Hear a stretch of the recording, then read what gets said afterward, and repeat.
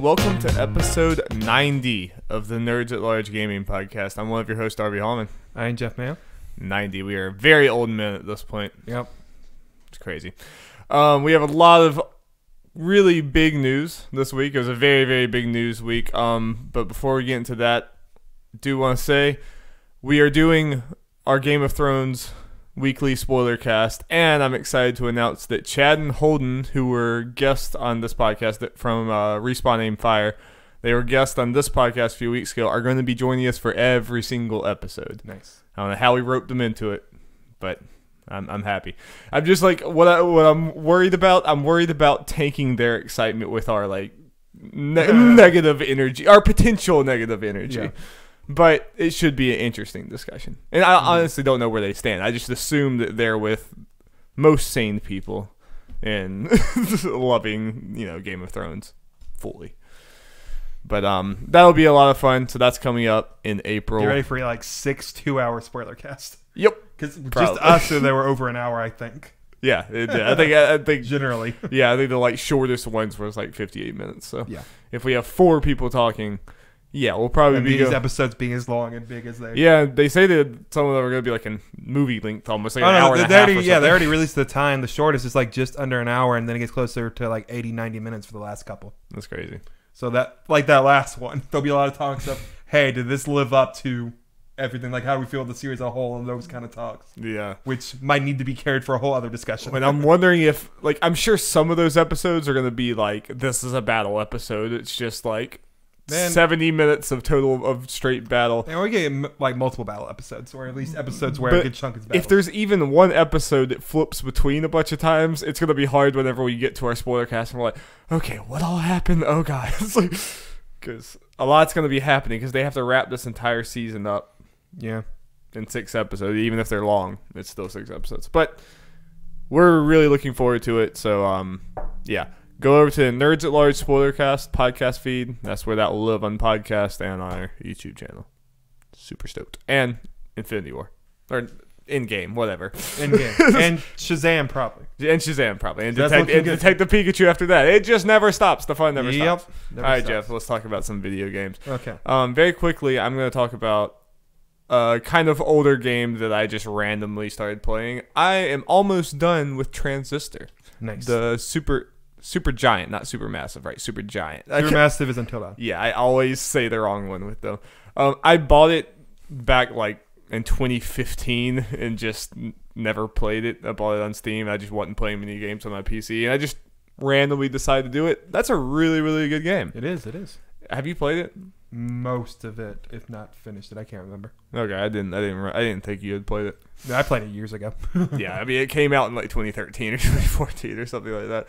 But I'm like really like I'm not gonna pretend to understand the story completely. Like I like the vibe of it. This kind of city that's like everyone's like evacuated the city and there's like weird robot things everywhere and you're like slowly uncovering what exactly happened. I still don't completely understand what happened, but I love the vibe of the game. The art is just beautiful. That's just Super Giant in general. All of their games have that look. And what I just really wasn't even expecting is just how much I love the combat. It's very weird and interesting how you get so many different abilities and moves, but you can kind of customize them in interesting ways because you have 4 abilities that you can use at all times, but whichever ones you're not using, you can add on to an existing ability and it gives it a certain benefit.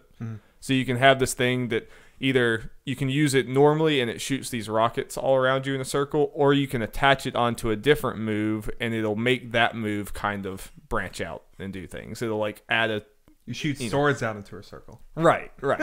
It'll turn like there's this breach move that just goes straight forward. So I attach the rocket, like round rocket thing onto that. So it attacks people in that area, and that's just one example. There's there's a move where you can like change people, change enemies to like be on your side for a certain amount of time. You can attach that onto other abilities. So you shoot them and then they become charmed for a second. There's just a lot of different ways there, and there's so many different possibilities that I have not tried at all, but it's fun. It makes it really, really, really fun. And I really like the stopping time and then planning out your moves and stuff. It's very, I don't know. It kind of like a little bit scratches like the strategy Fire Emblem type thing that I like, but just in a very different way. You know? Yeah. And the music. The music is phenomenal. Good music. Phenomenal music. I mean, I knew that going in. That's honestly, that's one of the biggest reasons I bought it, because I had listened to the Transistor soundtrack while I was studying for a long time, and eventually I was like, I just want to buy this game. It went on sale for like $7. So that's a Supergiant games are games that go on sale a lot and are definitely worth it. Yeah, but I'm super into it. I mean, it's just a game that I absolutely should have played a long time ago. I also have Bastion that I picked up in the sale. You played Pyre, right? A little bit, and I liked it, but I liked it a lot. But it was again another one that I want to get to. So I might go straight from Transistor into Bastion, and then if I'm just still really wanting to keep that going, I also have Fire. So and you also have Hades to play later on. Yeah. I looked, and I guess I thought that this early access thing was free, but apparently it's not. You have to pay $20 for it. Yeah. But I might do that. Yeah.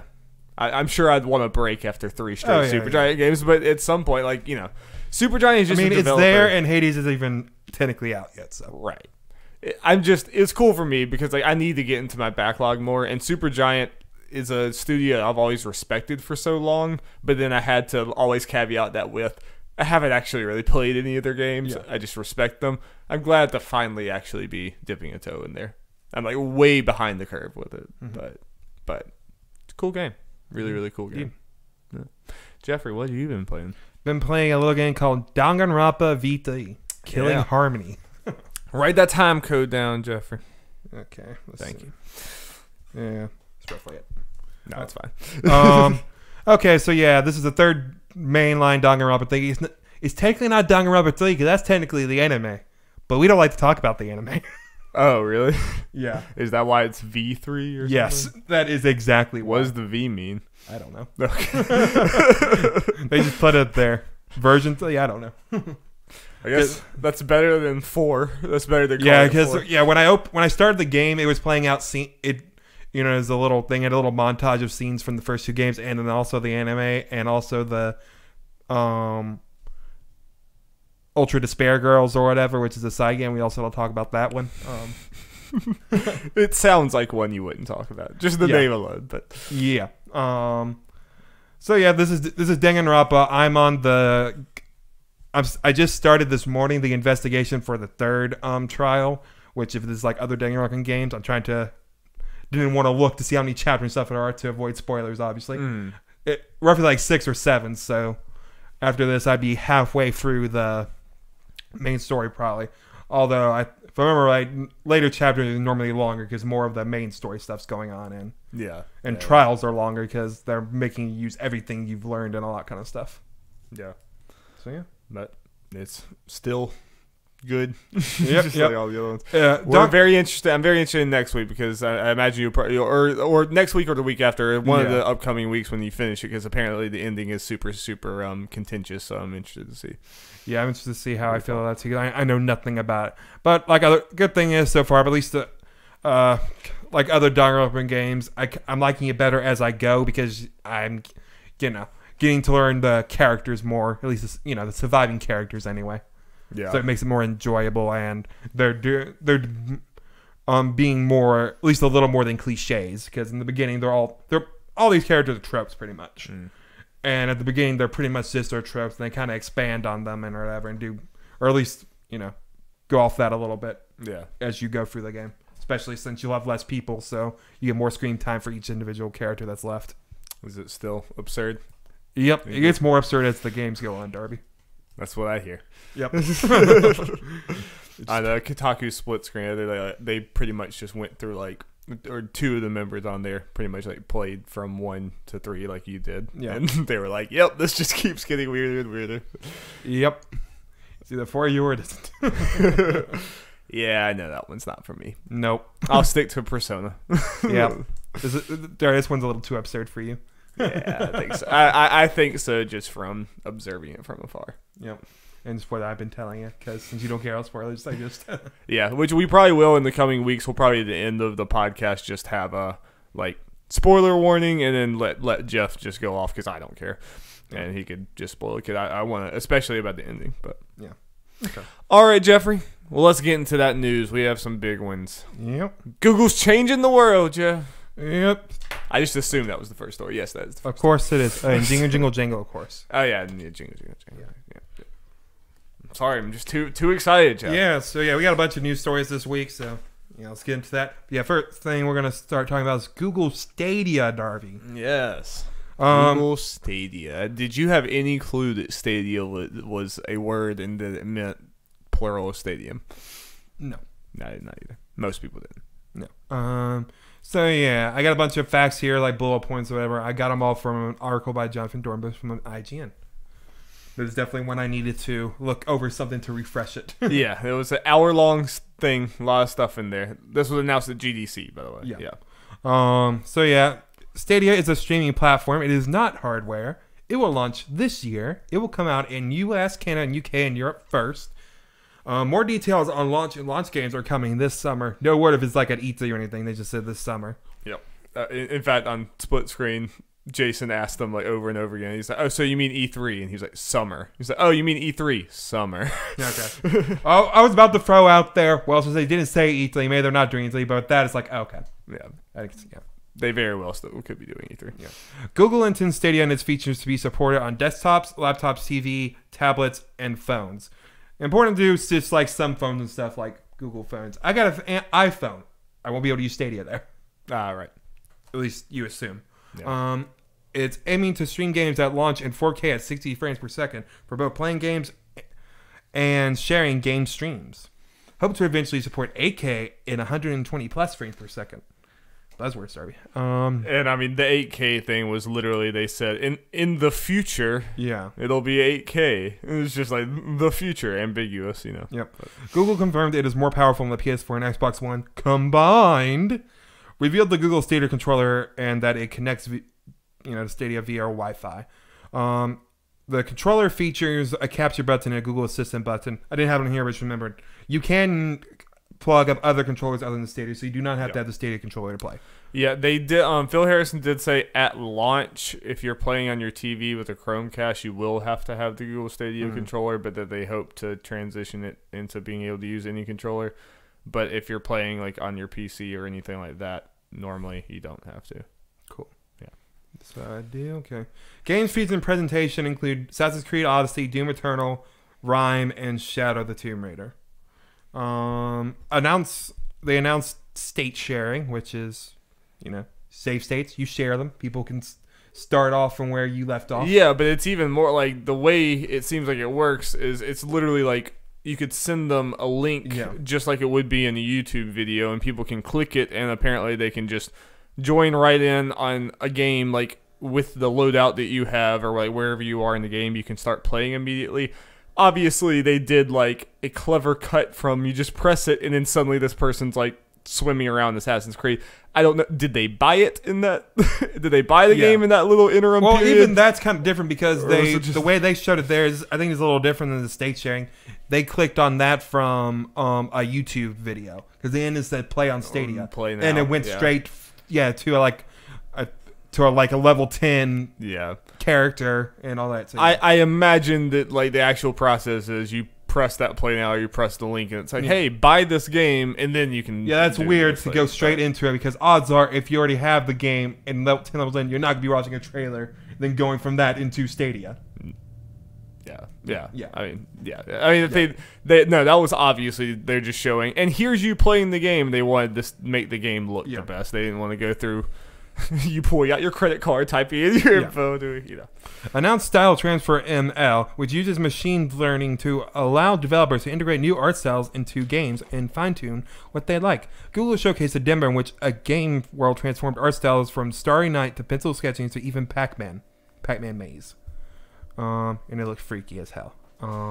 They also announced Crowd Play, which will let players watching a YouTube streamer jump right into a game with that streamer, which is a cool idea, but someone pointed out, I think it was someone from Easy Ally, said, oh, so or a streamer like, oh, so you're about a feature where people would leave my stream Yeah. and go play a game. Yeah, I want you to play this, but keep my stream open, please. Yeah. And final thing I have here, Jade Raymond came out to announce a first-party Stadia studio that they're working on first-party games, but nothing was shown, and that stuff was coming, and that kind of stuff. Right. So that's all the main points I have here, Darby. Yeah, so that's the biggest thing. And obviously, you can tell from just the tone we're talking, we're being cynical, but I actually, I'm not quite as cynical as I've seen a lot of other people. I do definitely think this presentation just left too many questions, very serious questions, just still unanswered about, internet speeds. I still, with all of my heart, believe that right now, when this thing launches in 2019, for me and you in Columbia, South Carolina, this would not be a consistent product. It would be something that works here and there, kind of like me playing PlayStation Now, where it's like, yeah, I can goof around and Sly Cooper with it a little bit, but I would never, even like a single player, like God of War type game, I would never want to play it in that because it's like stuttering every few minutes and doing, that's how I expect this to be. Yeah. At the launch of this. I think that I do, and I honestly do believe that either Google Stadia or something very much like it, with whether it's Microsoft or something else, I do think this type of thing is going to be so it's going to be something that we're playing in 5-10 years. Oh yeah, I agree, but this is the now. Yeah. They gave us no reason to believe this will work now. I don't believe it's going to be quite what Google thinks it's going to be right off the bat. Yeah. Investors are not going to be happy with Stadia probably at first. Nope. Just because I think in the long run Stadia can get there, but right now, from that presentation, there's just a lot of. But it's also a thing. Google has so much money, they could do this. See, it doesn't work. It's like, okay, well, whatever. That didn't work, and just toss it aside. They absolutely could. I think that's a very big fear. And then it just works in Microsoft's favor because they see what worked and what didn't work, and they learn. Yeah, and that is one crucial thing, though. I do think it is wise for Google to get at least their name out there before Microsoft does, because Microsoft is the one that's way more established in this gaming space.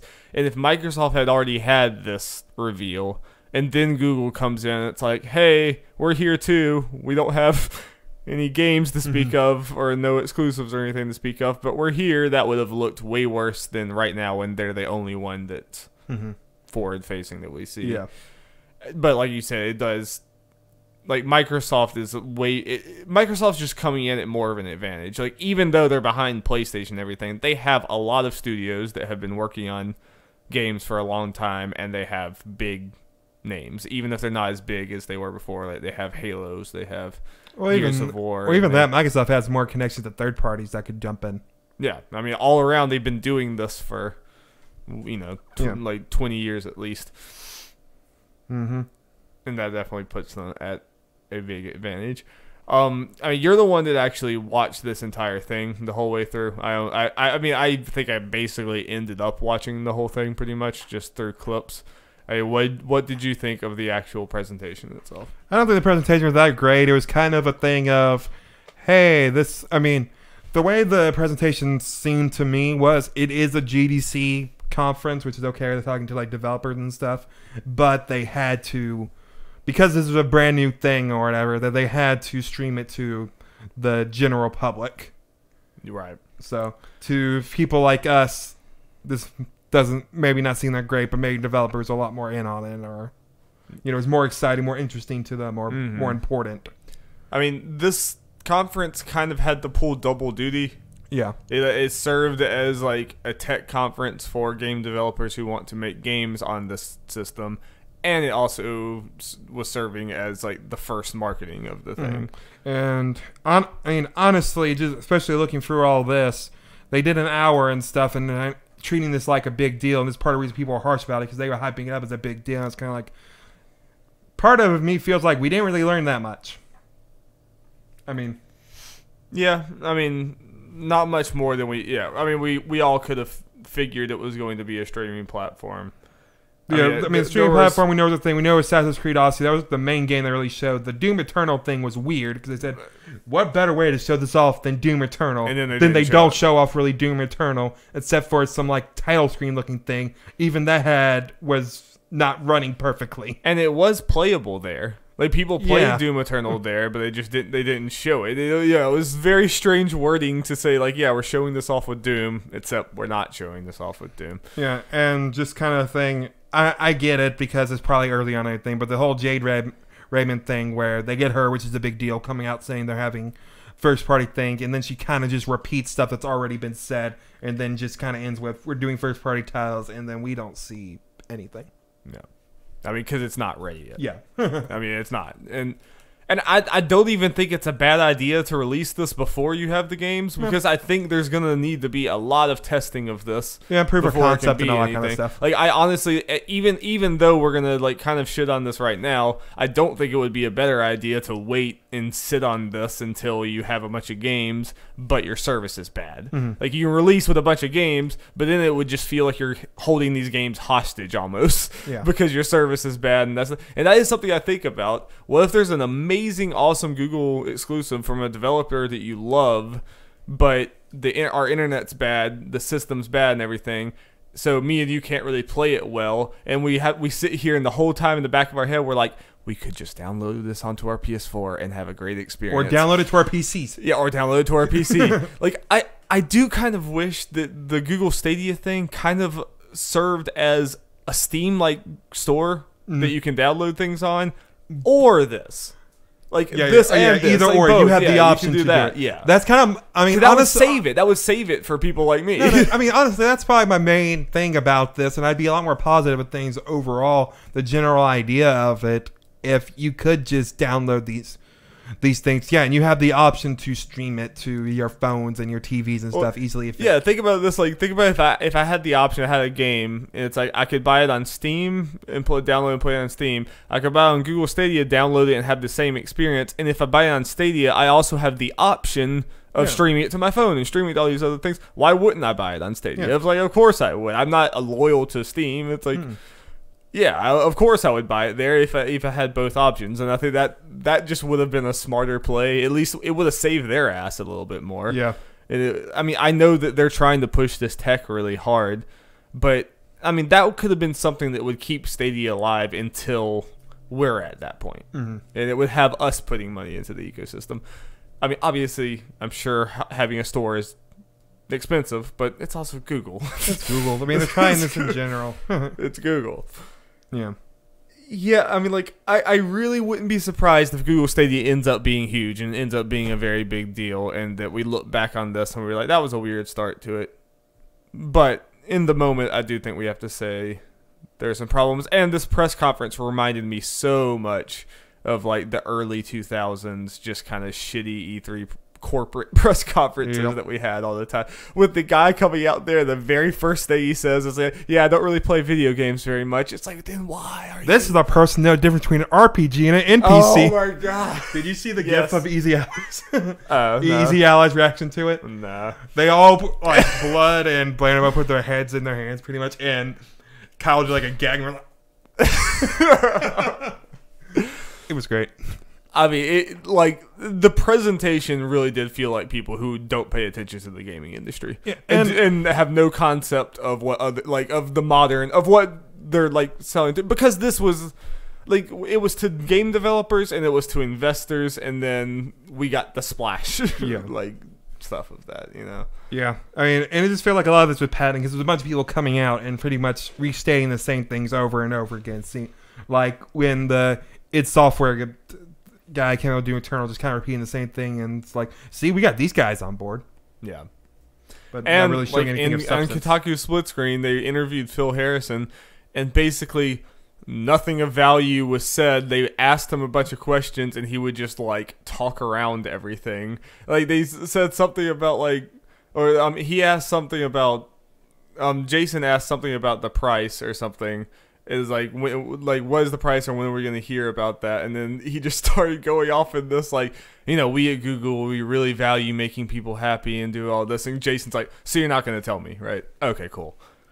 I wish you would have just said that. It was That's just also another thing that's not that Sony's any better, because like Sean, whatever. What's his name? Sean Layden. Sean Layden has done similar things. No, that's it. I mean, you don't even have to pick out Sony. That's every company. That's just the way it is. But yeah, that's also just a criticism I think of this, or something that's kind of made concerning or point of interest is, how does it work financially? Because a bunch of people going in different directions, like, okay, do you buy games individually? Is this a subscription service? Because they had the whole thing, like we talked about earlier, where you pick, at the end of a trailer, you start Assassin's Creed.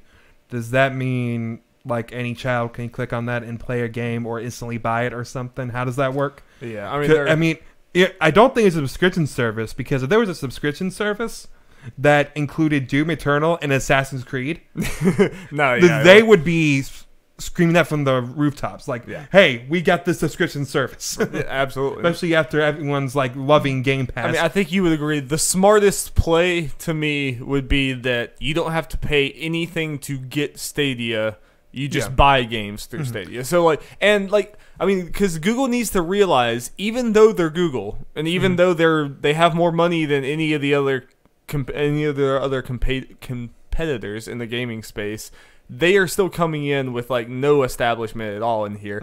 They need to put and they're selling to people like me and you who already have a PlayStation 4, a Nintendo Switch for you, an Xbox, and a PC. And the next generation, we're going to have all these things again, spend many hundreds of dollars. And no matter what Google does, I'm going to be doing this. So Google needs to be put as few barriers between me and trying a Stadia game as possible. Yep. So I need to be able to, when Doom Eternal comes out, I can just pay $60 and get it on Google Stadia without any like prior cost. I can just try it there. Yeah. That's what it needs to be.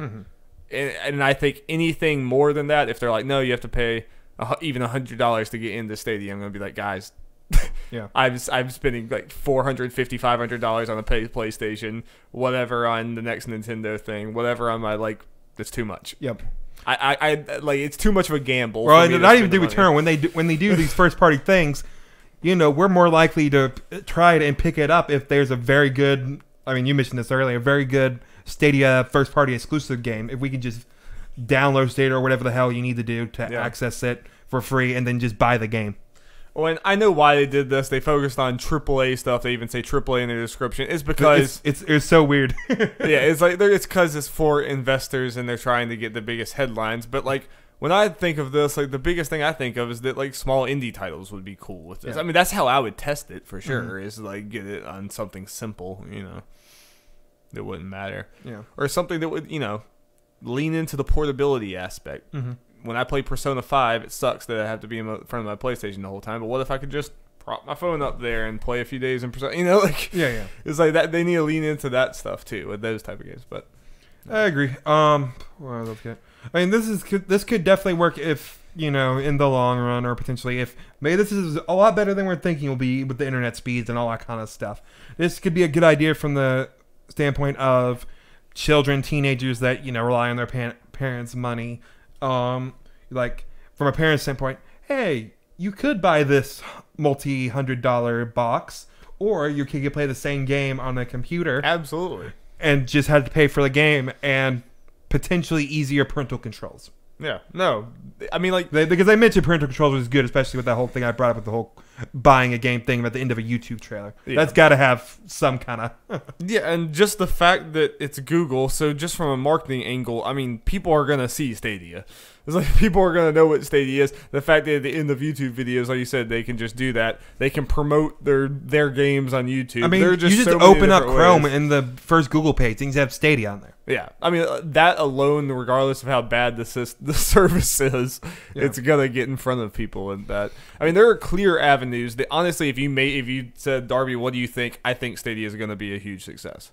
I just think it might take a while to get there. Yeah.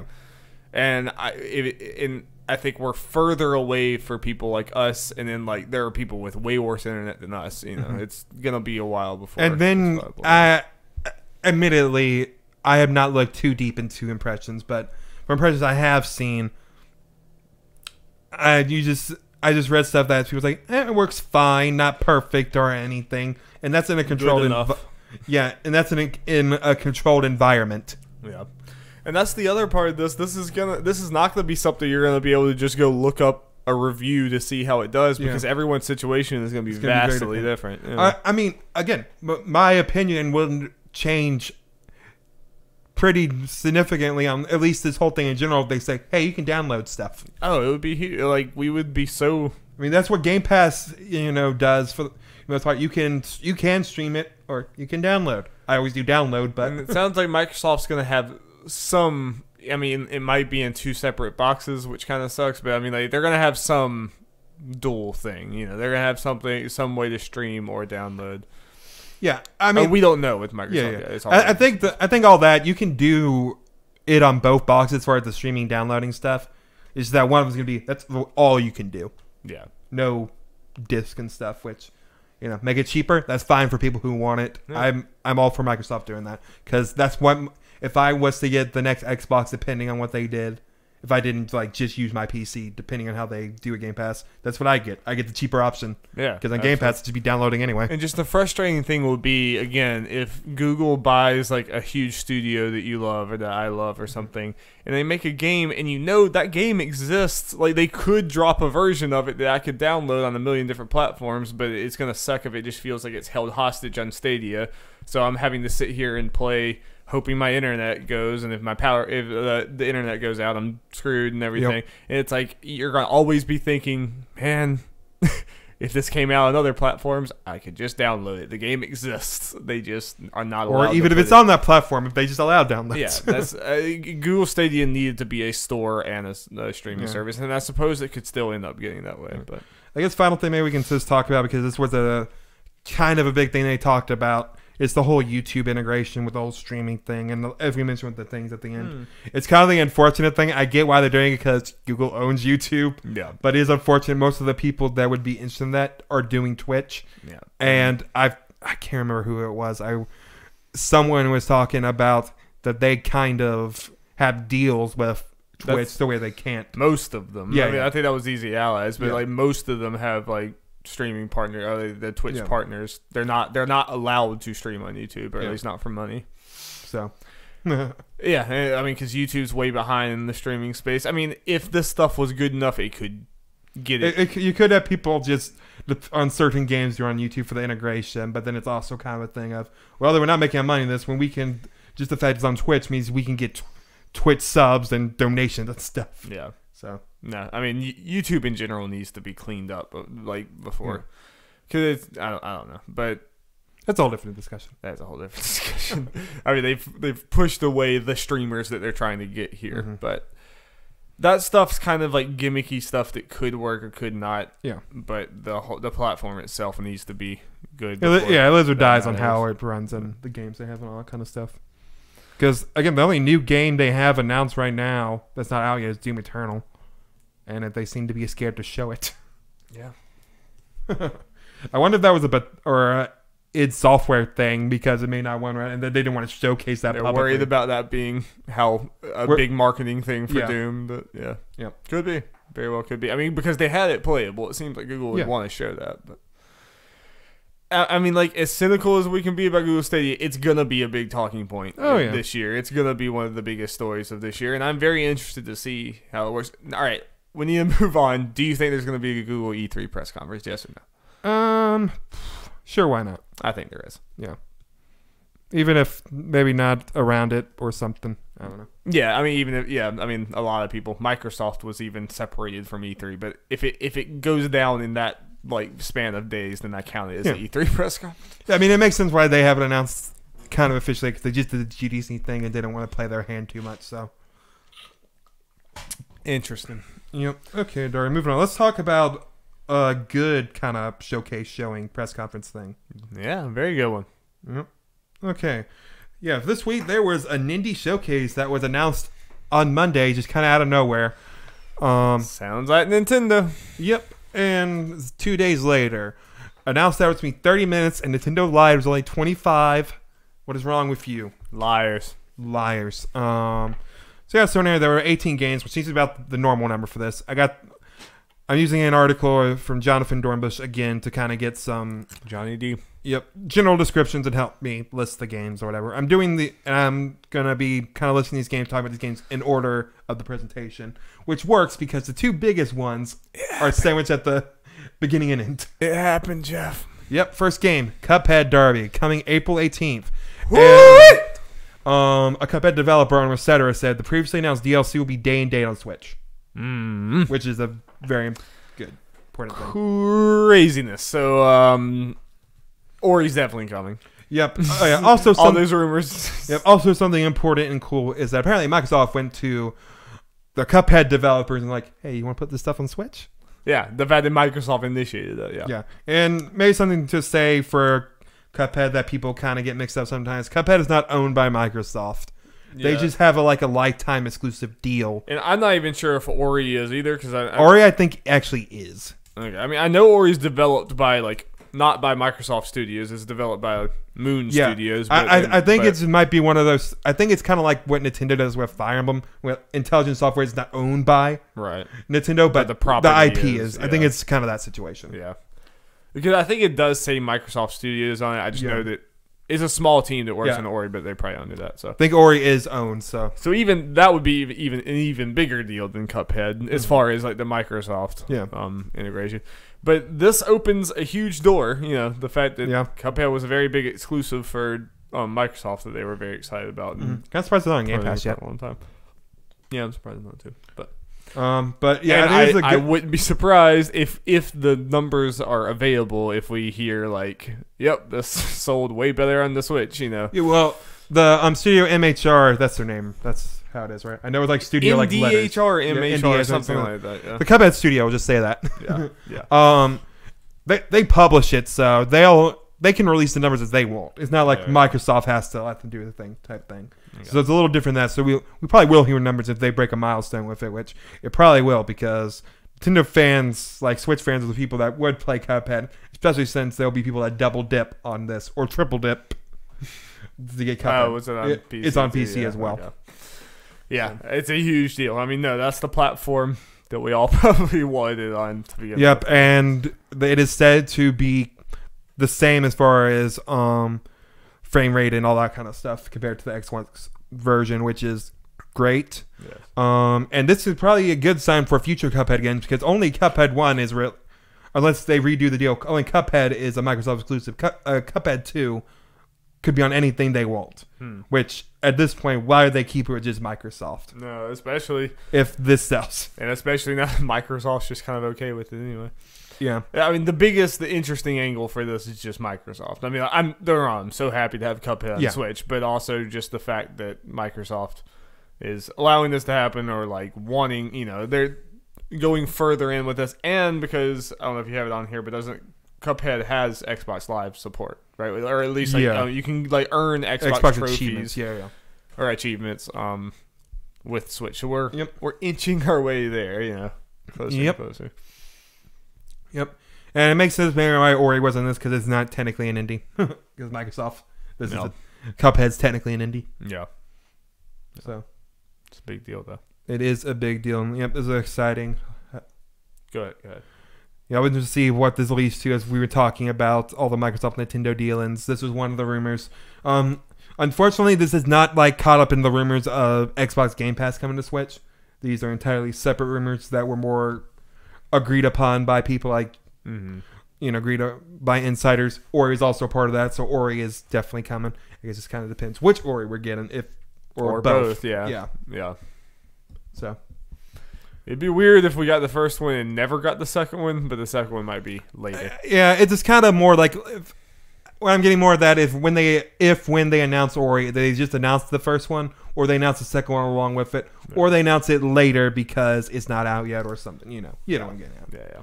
So that is very exciting. I'm hopefully it does well. Oh, and just for people who are wondering, Cuphead developer said no, Cuphead is not going to be in Smash as of yet. Pour one out. Sad, man. Okay, next game. Overland. Survive a road trip across the United States, a procedurally generated adventure that has players deciding what resources to collect, survivors to align with, and dogs to save. Seriously, save all the dogs when Overland hits Switch this fall in North America. Save the dogs.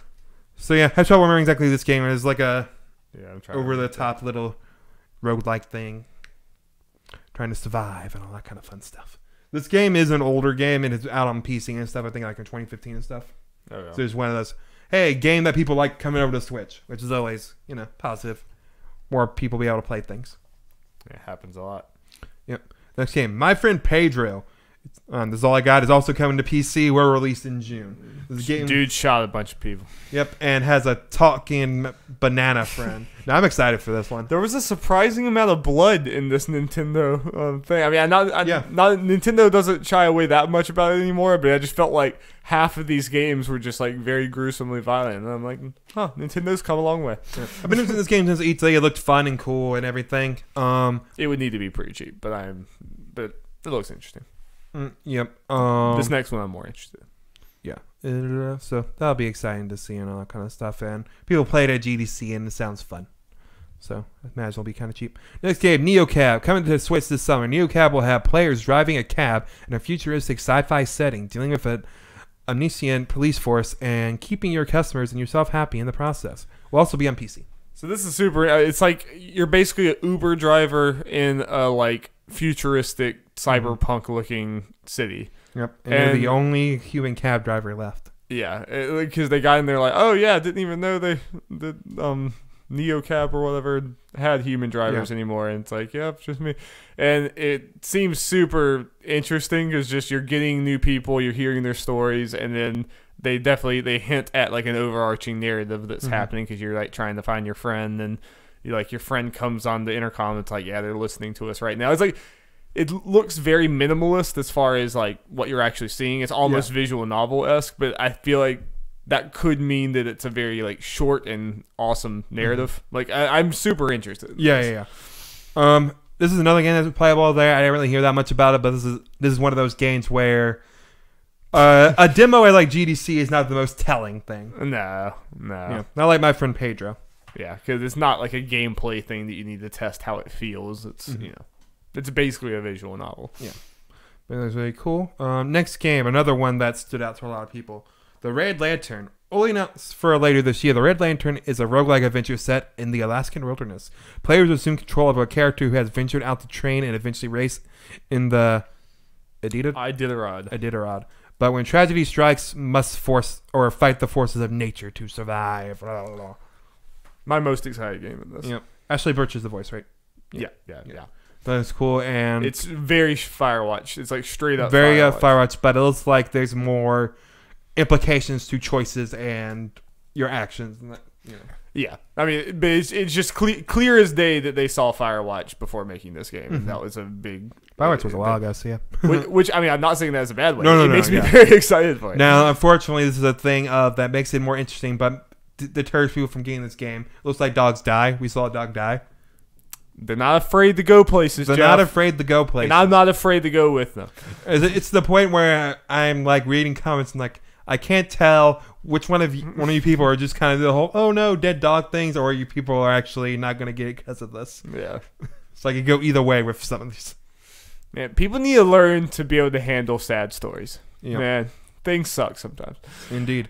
No, but yeah, I'm very interested in this. And no, I thought the writing already seemed really good, and just the voice acting. I didn't even realize it was Ashley Birch at first, but then when I learned that, I was like, "Yep, makes sense," because it was really good. You could already tell kind of her character, and just very kind of she's goofy, like a little quirky, but then also like very self-deprecating and very like identifiable. I was like, "Yep, yeah."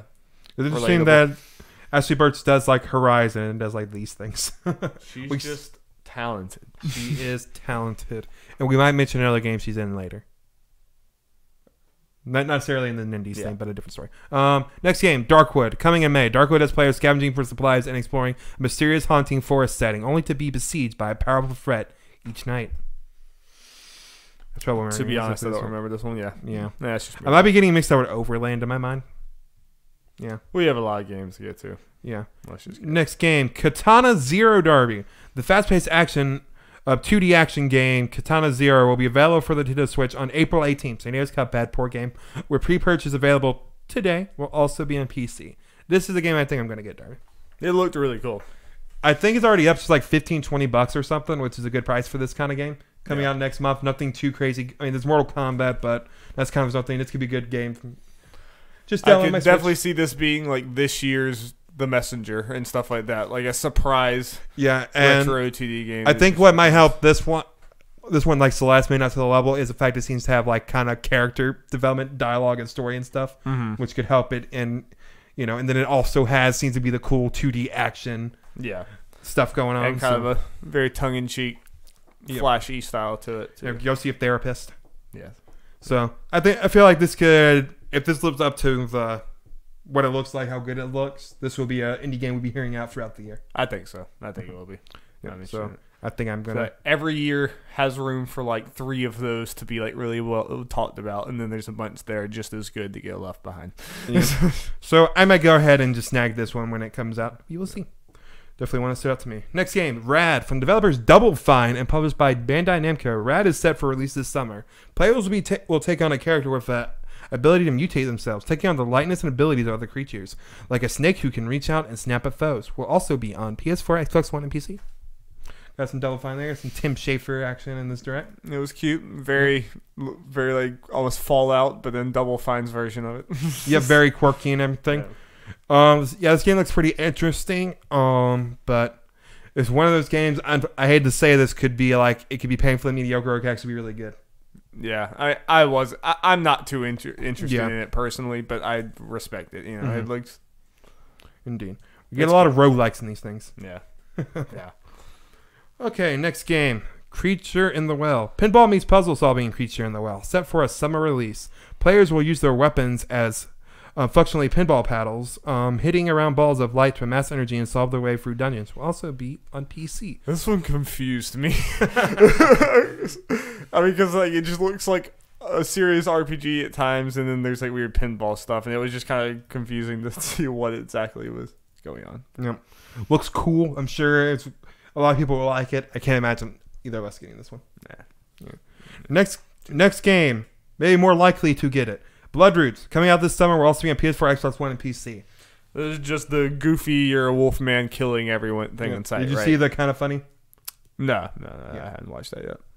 It looks fun. Yeah. Okay. The kind of funny World Championship about. Yeah, it looks like it could be a lot of fun. And at the end of, unscrew this and tilt that mic up a little bit. But sorry, carry on. At the end of each kind of section, they have a little cinematic scene that's different for each weapon you use. Nice. Including like fish and barrels and all that kind of stuff. It looks crazy. You're just this mad wolf dude murdering everyone. So much blood. Yep. So I'll keep an eye on this one and see how it looks in the end. So I mean, is it's a multiplayer thing? It has a multiplayer component? No, it did have multiplayer, or not that I've seen. The way they did it, they just took turns playing the first level doing time trials. Okay. The ending's great, Darby. Next game, Pine, is set for an August 2019 release, featuring an expansive open world players can explore. Will also release on PC. This is a criticism of a lot of indie trailers, and this press conference definitely had, or this indie showcase had several of them. Trailers that go on for like 3 minutes, didn't actually 3 minutes, but go on for a long time and show you nothing about what you're actually doing in the game. This was one of those that was just like, here's some animals, and here's a man, and here's an open world, and Pine. It's like not a single little second of gameplay. And it's like, for an indie game, you have such a small window of time to get people's attention. And I'm sorry to be like aggressive about it, but they really do. This was their chance. It's like, what am I doing in the game? Show me the game. It just frustrates me because I'll probably never talk about Pine again in my life. Yeah, this was the chance. They're on Nintendo stage. And also, from what I can remember, graphically, it just didn't stand out especially compared to. No, it didn't. But that could have been made up for if the gameplay looked fun. But I don't even know what the gameplay is. Yeah. It's frustrating. I mean, the way this is gonna go, Darby. Obviously, we'll be talking about Cuphead in the game at the end.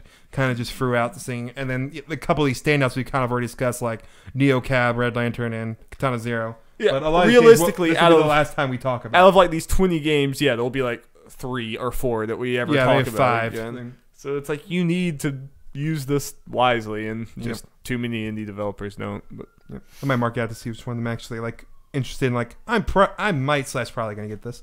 Let's see. Next game, Super Crate Box. Vlambeer's Shoot 'em Up is finally making its way to Switch in April. New multiplayer options. Yeah, I can't remember which one this is. This Vlambeer stuff all ran together. Nuclear Throne, Vlambeer's top-down shooter roguelike, was shadow dropped. It's out now.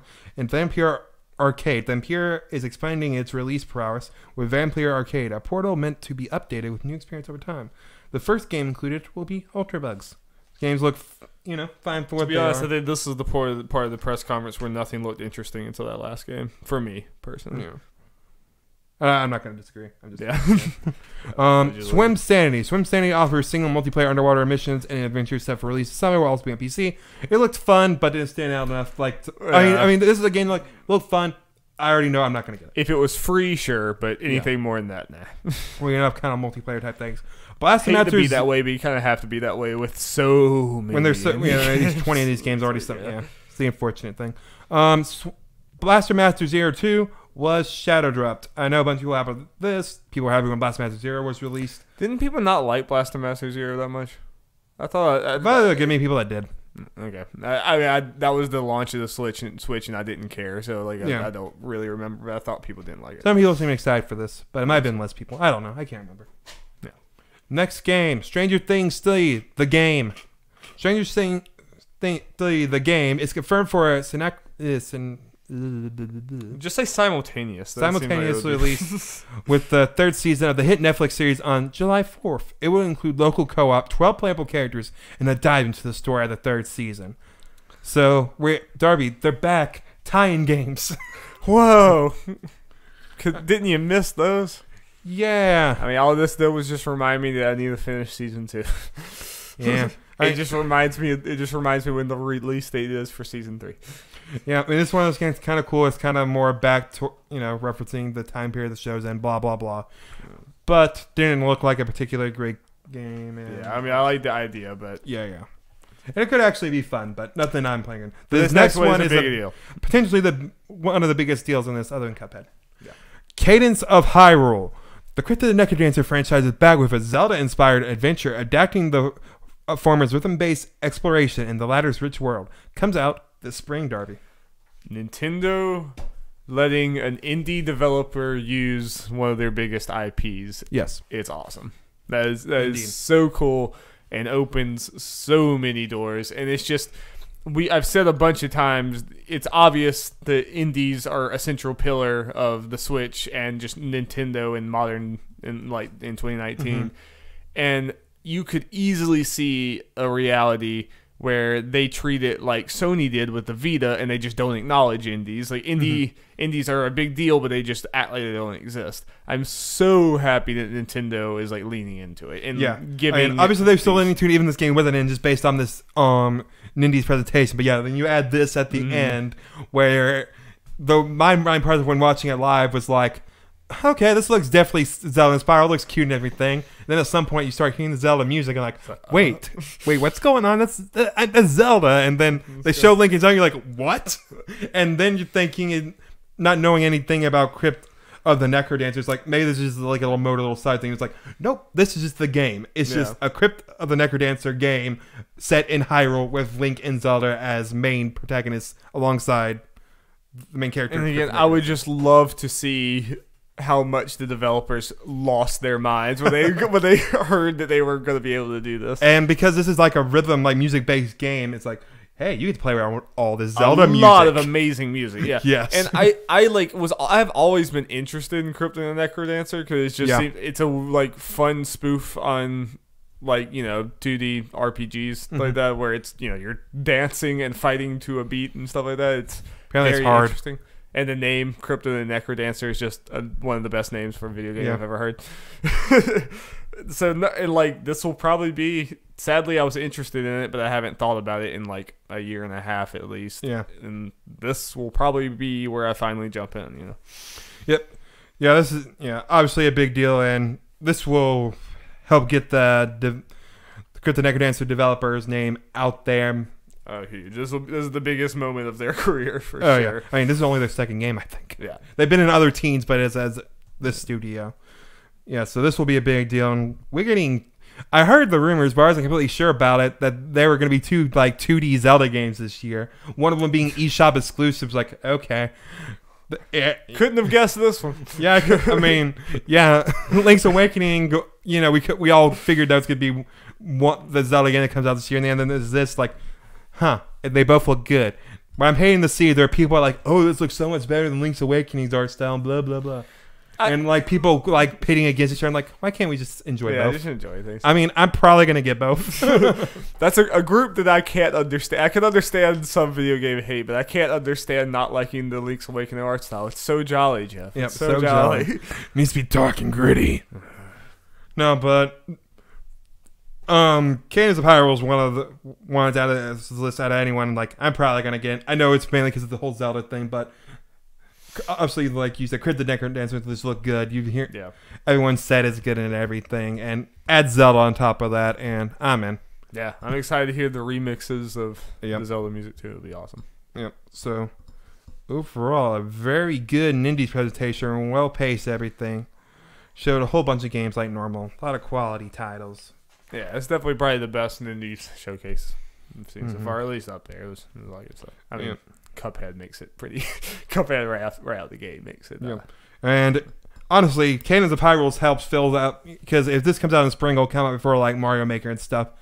It's a small title, but it helps kind of fill out the Nintendo release schedule, because I mean this is a Nintendo game in a lot of ways. Obviously, yeah. I think Nintendo I saw is publishing it.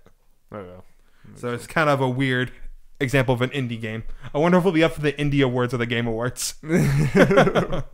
Yeah, we're starting to blur the lines, because there's indie devs being published by big studios at times. So I'm curious. Yeah, I'm definitely curious if Nintendo has plans to do this kind of thing with more indie devs. I hope it sells well. I'm sure it'll do fine. Especially for its budget. Yeah, and for having Zelda in the title alone is going to sell. Yeah, make it sell. Yeah. Hyrule, everyone recognizes Hyrule. Yeah, that's. Nope. So that'd be exciting. Okay, Dar. Let us move on. My phone's about to die. Hopefully it makes it. Okay, next thing. Bethesda will have an E3 conference, and it will take place on Sunday, June 9th at 8:30 p.m. Eastern Time. We'll have an in-depth look at Doom Eternal as well as other games. Hallelujah, it's earlier. I'm about to say it's not as ungodly late as it was for us. How long was it last? I mean, when did it start last year? I think it started at like 11 or maybe 10:30 or something like that. Yeah, I mean, even maybe it was 9 or 9:30, but even then, I think people said this was an hour earlier, so it must have been 9:30.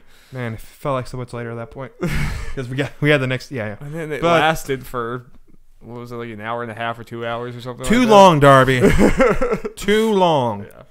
Yeah, it was like an hour and a half, 2 hours, I think. Oh, but it is happening, which was a question that we've brought up on this podcast. Yep. Apparently, we're crazy people for thinking otherwise. But I mean, thinking that wasn't going to happen, but. I honestly did think it was going to happen. I still don't think it should. That's kind of where I'm at. It's like, yeah, it probably will happen, but until we actually see it, I'm still of the mind this probably shouldn't happen. We'll see. Like, people are thinking Starfield's going to be here. Or like thinking it's not impossible, but it would be very early. It would have to be very early on in Starfield's but then it's like, even if they show something, if it's something that's worth having this whole press conference for. Like, let me just, if they show it, this is either going to be like the first of like 9 showings over the next 5 years, or they're going to show it here and then not show it for like 2 years straight. You know, that's going to be one of the other. Or they just don't show it, and this thing is kind of mainly a waste of time besides Doom Eternal. I think that's the more likely thing. Doom Eternal, Wolfenstein 2 DLC. There you go. Press conference. Evil Within 3. Yeah, we'll see. Okay. Trying to think if there's anything else we need to talk about this. Well, so that means, Darby, we now have a press conference on Sunday. And it will suck if this is the only one. So that means we got to get together just for Bethesda. Just for Bethesda. So... We are big negative Nancy's on Bethesda, but a lot of people are these days for good reason. Yeah. I mean, I don't even have positive things from, like, I don't even have a history of Bethesda, so. I'm rooting for Bethesda. Yeah, I mean, I'm rooting for them too, but. Some of my favorite I don't games. have, yeah, exactly. I don't have that. Yeah. So, yeah. I'm interested to see if, Microsoft will still be that day, or if they're going to take Sony's spot, or what they're going to do. Speaking of Sony and conferences and things. Okay. Sony has announced State of Play, which is a series of live broadcasts that will reveal new updates and announcements for PS4 and PSVR. The first episode will be on Monday, March 25th at 5 p.m. Eastern Time. The PlayStation blog said the first episode will show new trailers, footage, and game announcements for both PS4 and PSVR. So, So, will this be the like Sony Nintendo Direct or a Sony Inside Xbox? Like, what level of announcement are we? I feel like it'd be somewhere. And what kind of thing is it going to be? Like, what is Okay. So here's the thing. I think it's gonna be like somewhere in the middle. I feel like they are gonna do. It's going to be kind of inside Xboxy in a way, but them actually having people talking maybe. But it will have more like what we would all think substantial like announcements and game announcements. Yes, I mean, are you expecting? I mean, like I kind of expect maybe like one big thing and then a bunch of small things. Hey, small things. A lot of people are PSVR game announcements, and I'm all for this. Oh yeah, we're gonna get that for sure. Yeah, I think what might be, and I know a lot of people don't like this, but it might be a little big. When I get something a little more substantial, like you said. You remember before E3 last year, for the week leading up, they had one announcement a day. Mm-hmm. It could be like those kind of announcements, which I'm okay with. I'm trying to remember. I know Days Gone was Days Gone release date. We got that Ghost Giant VR game. We got Tetris Effect. And we got a couple more things I'm having trouble remembering. Okay. So stuff like that with with another big thing in there. There'll probably be another Days Gone trailer. Hopefully nothing substantial because we've seen enough of that game. It's about to come out. Yeah. Probably what's that graffiti game? Something Genie. Concrete Genie. Yeah. Probably see that. Is that coming imminent? Is that like I can't remember. Okay. I can't remember the last time that. Maybe medieval. Oh yeah. That'd be a good one to see. Hadn't thought about that in a while. Exactly. I mean, and since here's the thing, this could be bigger than we would normally think if they had an E3 conference. We talked about this off camera, and it may not be this one, but I think this is now going to be the thing where we see Last of Us, Ghost of Tsushima like trailers and release dates when they come, because they have this. They can't show them outside of it, but they have their own thing. Why not do it? Yeah, I mean, this will be what this ends up being will be a big indicator for going forward. Like, if this is super duper small, then it's like, okay, well, if they do these in the future, they'll probably also be super duper small. But if they put at the end of this and they're like, and here's a Ghost of Tsushima trailer, or here's a Last of Us trailer, or something like that, then it'd be like, okay, well, then maybe this is where, you know, they didn't have enough announcements for a full E3 thing, but some of those that would be there are going to spill over into... Yeah, again, I'm not expecting giant things. I keep a bunch of smaller announcements, which could be cool for hardcore fans or whatever. Yeah. So, and yeah, then like the one more thing maybe at the end. I don't expect, again, not to be Nintendo Direct level, because don't mean there's any offense to Sony and also Microsoft. They don't have, as a whole, the games Nintendo does. They're not as reliant on first parties. That's just the way it is. That's why Nintendo can have multiple, pretty much. I mean, because like the biggest part of Sony and Microsoft's business is third parties, and they're announcing their things whenever they want. Like, it's not like Sony and Microsoft don't control that. Yeah. I agree with you. I don't expect it to be quite as extravagant or extravagant as a big like Nintendo, you know, like a Nintendo Direct that we all hype for, and I also don't expect it to be as, I don't want to say insignificant, but insignificant as inside Xbox. Like, you know, I think there's going to be bigger announcements than here's some ports and here's some things. Yeah. So, Dari, the question is, maybe we should have said it off camera. Do you want to react to this or not? When is it? Tomorrow at 5 p.m.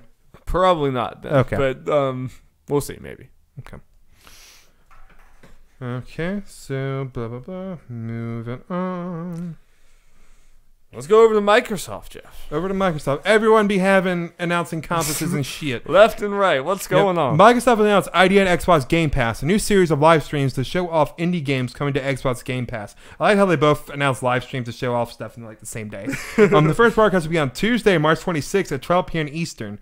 Games already said to be featured After Party. That's exciting. Yes. Void Bastards. Hopefully we get a release date for that. And Supermarket Shriek. Also, hopefully. There's also in the Game Pass. That'll be a fun Let's Play, Darby. Which one is that? That's the one when you're in the grocery store with the goat. Yeah. We're doing a Let's Play. Oh, absolutely. I already have it. Absolutely, yeah.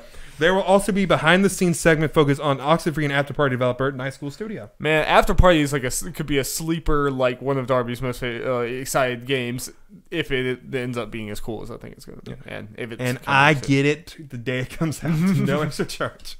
So I'm going to play that game. Yeah, I imagine it's on PC too. So So honestly, like in a way, this is smaller than Inside Xbox, but this has me more excited than Inside Xbox. I mean, it's more focused on indie. I mean, I think it could be bigger than Inside Xbox. Maybe not in the games, stuff, yeah. But as far as a bigger deal of, hey, we are going to get new indie game announcements at this thing. We're going to potentially get an After Party release date. And based on what they said, all these games are going to be on Game Pass. So I was like, okay, what games am I going to be able to download with no extra charge, which is exciting. These things get more and more exciting when you have Game Pass. Yep. So, yeah.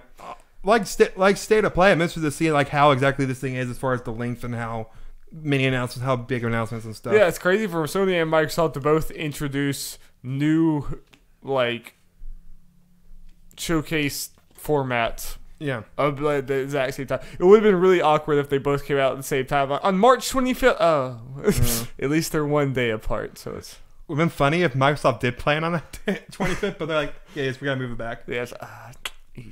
So I will plan on watching both of these. Yeah. Well, that'll be fun. Let's see. Next thing. Let me put down that little thing. God, the allergy itchy eyes. It's not fun. Can the pollen just like go away? So yeah, we're gonna have interesting like game announcement things. We're gonna have like these rundowns like we did for the Nindies Direct potentially. Two of them. Yeah. Strap in.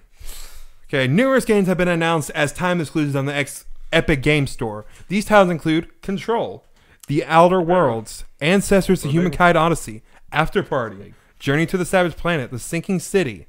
Now here we get interesting, Darby. Heavy Rain, Beyond Two Souls, and Detroit Become Human. But Jeff, weren't those PlayStation exclusives? Yes, they are. So yeah.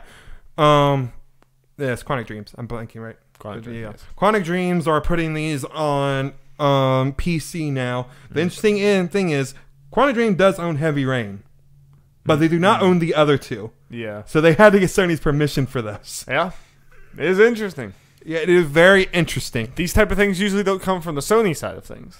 Nope. Especially if Detroit. Like it would be less of a big deal if it was just Heavy Rain, Beyond Two Souls. I mean, it would still be. I mean, who's gonna buy Beyond Two Souls now? Yeah. I mean, it would be weird, but it would also be like, they can get some more money off of it or whatever. Yeah. But Detroit is not even a year old. Well, now. No, it's not a year old. It'll be a year old in May. Yeah, it's close. But not quite a year old. Yeah, that's a big deal. I wonder, like, how exactly that went down with Quantic Dream and Sony. I have no idea. Is Sony getting kickback from this? Is Sony only okay with this because it's like the second party kind of removed from them type thing? Yeah, it's not their. Yeah, and because Detroit's probably sold what it's gonna sell.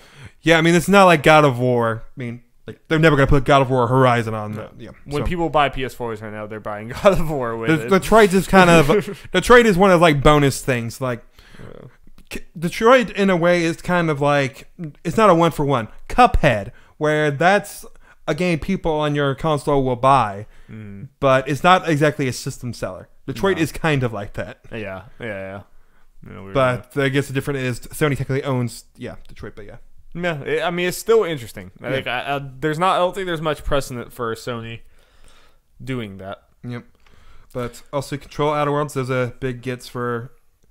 It just Epic. Keeps coming. I mean the money heading is still very alive. We'll talk about Metro's overall earlier, but I saw something where apparently Metro sold like over double the amount opening sales on the Epic Store than the last game did on Steam, but that could also potentially go towards it being a bigger. Well, I was about to say Metro Exodus got like 8 times the marketing that any Metro has gotten any other time ever. So I think that's a little misleading. Yeah. But it does show that it can sell decently well on a new store, even with all the controversy and all that other stuff. Yep. So I mean, like, I'm not saying it's a non-headline, but it is a little misleading to say that. I mean, like, Metro why do you think Exodus was always going to sell more than the previous one. Hey, why do you think I didn't actually put it as a headline? I did. Yeah.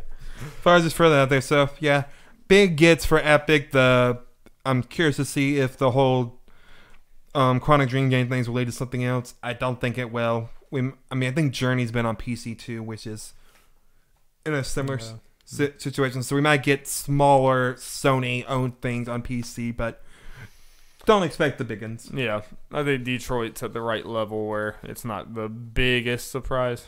Still a surprise, but... Yep, okay, Darby. Next one, which is kind of annoying. Wholly underwhelming, Batman. This comes from Sawamata from Gamatsu. Following a teaser in December 2018, Atlas has announced Persona 5 The Royal for PlayStation 4. It is an RPG. Oh yeah, I also like a lot of people read that. What? The Royale. It's an RPG? Yeah. A short teaser commercial debuted following today's Persona 5 The Animation Stars and Orange broadcast. In it, a voice asks, it's a male voice, what do you think of the Phantom Thieves? A new female character responds, I think helping people is a wonderful thing. But if I had to say, I don't like them. I don't like the Phantom Thieves' methods will make the world a better place or help anyone. In the end, I feel like you can only solve that yourself. More information will be announced on April 24th, a freaking month away, at the Persona Super Live concert. So this was an announcement for an announcement. Pretty much. What a little tease of a new female character, which a lot of us English-speaking folks just watching it thought, "Oh, this is a female Joker." I see what you mean now. Yeah, when you can understand the dialogue and you read it out, it's like, no, this could just be this game's Marie, and that kind of sucks because Marie sucks. But I mean, the character could be cooler. Yeah, but yeah. I was kind of joking either with way, that, but a new protagonist would be a lot more hyped than just another character. Yeah. But here's the interesting thing, Darby. A lot of people kind of saw this character coming because, and we bring this up, but in Super Smash Bros., people data-mined it and saw in Joker's costumes a file like for costumes Jane, where a model in Joker costumes has a ponytail. And what did this character have? A ponytail. So people are thinking she is going to be playable, and that's partly why we do not have Joker or have seen anything significant from him, because they're waiting for this. Right. And this happens at the end of April, and when are we supposed to get Joker? But that definitely points towards her being a protagonist. If she's just I agree. This is why this is for weird. Joker, it's confusing. This could be someone. Because this could just be this character just trying to act like she does like the Phantom Thieves because she's in the Phantom Thieves and not like. Yeah. She doesn't want to be like, oh, the Phantom Thieves are great. Yeah, number one. Okay, I was thinking maybe she becomes the protagonist. She can become the protagonist. Or maybe it's on, like I was like, but if she couldn't become the protagonist until the Phantom Thieves are like an established thing, that would be 25 hours into the game. Yeah. This could be I don't know. There are a lot of possibilities. It could be a new character. It could be a female Joker. It could be a lot of things, but based on data mining, it's looking like she could potentially be playable in Super Smash Bros., which is crazy. And the craziest thing is, no Switch version announced. She's a gender bend of Akechi. Yes. So yeah, no Switch version announced, which also stirred out the people. Yeah. People are thinking we could just get that with the Joker, official announcement and more information with this or whatever. And we could just not get it. I think it'll be weird as hell. Yeah, it's going to be super, super strange, especially I also don't want Barrett to be right. I know. Because he's been strangely kind of, aggressive about it. Yeah, and, I don't understand how anyone could be of course it's not coming to Switch. I'd be like, if anything right now, I'd say chances are it is. Yeah. Why the hell is he in Smash if there's no possible, thought of putting it, Yeah. But I don't think it's beyond the realm of possibility that it doesn't. Weird as hell. So yeah, that'll be interesting. We'll obviously talk about what happens at the obviously concert. Cloud went to Smash, and then it wasn't until now, 2019, the Final Fantasy is actually. But I know there's a million different things with Cloud. I mean, Final Fantasy has been on here. No. This is the main difference. Sakurai picked Cloud and Ryu. Nintendo picked Joker. Right. They need more marketing reasons. Yeah, it doesn't make a whole lot of sense. It doesn't make as much sense for that to happen. And Joker isn't as big of a gaming icon as Cloud or Ryu. No. I mean, that's fair to say. No, yeah. No, absolutely not. Yeah. So this will be interesting to see. We'll obviously talk about all the Joker and Persona 5 The Royal and Smash stuff. I've just kind of learned with a lot of companies that make Japanese RPGs and stuff that I like to just expect about half of their big reveals and announcements to be letdowns. I mean, yeah, like a lot of times. Really lame. Hey, we're talking about more in March. We're just gonna give you the title and a tease, and we're gonna talk more about it in April. It's like, yeah, just keep stringing announcements for announcements. Though there are also rumor for the whole Switch thing that Persona 5R was the PS4 version, and like Persona 5S was gonna be the Switch version. Like it's gonna be under a different name or something. I don't know. There are a lot of rumors going on, Darby, and we will find out in a month. Okay. I keep waiting, I guess. I just want. Though at this point, you're more concerned about Joker and Smash than the Switch version, which is I've understandable. Done beat that game. But I mean, if there actually is a female protagonist that changes the whole game, I will play that again at some point. Yeah. Yeah. Yeah. So. Okay. Moving on, Darby. This comes from Adam Banghurst from IGN. Judgment, the game from the developers of the Yakuza franchise, will have the character model and Japanese voice of Kyohei Hamura adjusted for the Western release following the arrest of the character's voice actor for alleged drug use. But the release date will not change, Darby. Good news. Announced by Sega, this change does not appear to affect Judgment's Western release date of June 25th, 2019 on PS4. Judgment was released in Japan on December 13th, 2018. Sega has also announced that all screenshots and trailers featuring Hamura have been temporarily removed from its official channels and will be updating these and bringing them back in the future. Seems like a tall order to do all of that and not move the release date, but gotta hope that's true. Yeah. Because June, like we've talked about a bunch of times, June is such a good release date. It's a very good time for this game. And in fact, it's like one of the last good times. If it gets pushed back too much further, it gets into bad territory. I mean, unless, things could get announced, and unless I'm really forgetting a big game, there are Switch games coming out in June/July, like Mario Maker and Fire Emblem, but different consoles and everything. Crash Team Racing coming out. Not really. It's kind of different, yeah. Yeah. So again, there's nothing really around it that a very good competition for it. But yeah, you put it out a couple months. You're into the fall or the beginnings of the fall rush. Yeah, where smaller games closer to this size that will affect the sales of it could be coming out, if not big AAA games. So yeah, absolutely. Hopefully I'm getting also stick just with this. Super interested to see how this turns out because from everything I've heard, this guy was a pretty major character in the game. So I'm wondering about like them changing him, everything, like taking him completely out, his facial like design and putting someone else in different voice acting for the Japanese side. Doing all of that this quickly, is it gonna feel? Are you gonna be able to tell that it was done that quickly and that someone else? And I think about it from the English side because they probably did the English voice acting with this guy's face in mind, and now it's suddenly gonna be someone else. I just hope that it doesn't kind of make the game worse. Yeah. I'm sure. And it makes me think the game must have been, well, I mean, I guess on the American side, it must be pretty much done at this point. For the most part, yeah. I imagine. Voice acting, I imagine, is done in the end for the most part. I mean, it might just be a thing of they're just kind of holding on to it until that release date, potentially. Or something. I don't know. We're not game developers. No. Or localizers or any of that crap. So, no. What do we know?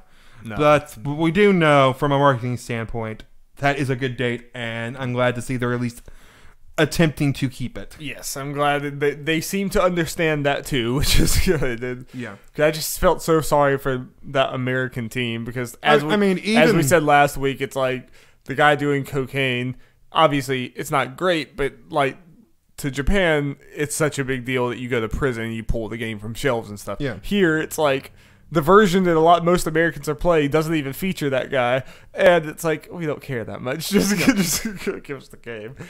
Yeah. Well, even for the Japanese team, I felt bad for them. It's like this is their chance to break it. Yeah. And break out we've more talked in a the bunch of West. time. This is the first time that Yakuza game has English voice acting, which is huge. Yeah. So.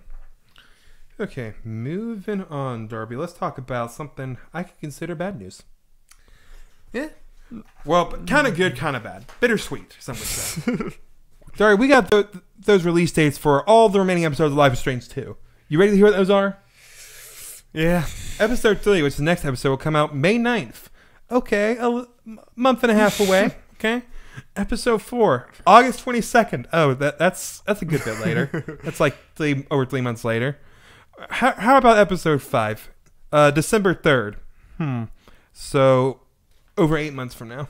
Yep. And over in like a year and 3 months or 4 months or something after the game came out originally. Yeah, the first episode came out. Okay. So yeah. It's not great. And like the further we go, the more I'm just like, God, I wish I just didn't play it. And because, as me and you were talking about yesterday, both of us spent $40 on this game, and it's been on sale, and it's on Game Pass. It's on Well, and I was on Steam yesterday, and it's freaking $4. Wait, for the whole season? It was on sale. God. It's absurd. It's like ridiculous.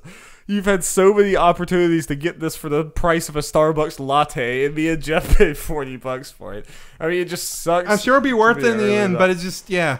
I mean, like, we've only played episode 1. There's only been 2 episodes, period. Yeah, and we didn't play episode 2 just for a bunch of other reasons, life and all that stuff. But now it's like, we might as well wait, and we'll probably end up trying to maybe replay episode 1. At this point, I would at least need to, like, I remember the big strokes of what happened, but so much of this is about your like small character relationships and stuff, and it's like it sucks that it'll be a disservice to this game to play it the way that they're releasing it. Yep. To play it the way that it's meant to be played, like how they're releasing it right now, it's gonna be the worst way to play it. Yep, because there could be story stuff happening. We're like, that's weird, and it'd be less weird if we played it kind of more straightforward, closer together, and not months apart. Because I think they are, like, the story they set up is really cool, and I think it's going to have a lot of intricate little things to it to tie your episodes together. But when it's a year and a half afterwards that we're playing the final episode, just, I don't know, episodic content can just get so messy so fast when this happens. It's just... I have to imagine if there's another one, which this hurts the chance of us getting another Life is Strange. They will not do it episodically because it's obviously hurt it. Yeah, and just people aren't talking about Life is Strange 2 anymore, like even less than they were when episode 1 which sucks because this was the main hit Don't Not had. Yeah, I mean, and me and you will play all this and we'll probably love it, but it just sucks that Oh, Darby, speaking of Don't Not, you know what game was added to Game Pass along with Marvel vs. Capcom Infinite? At least the announcement. Vampire.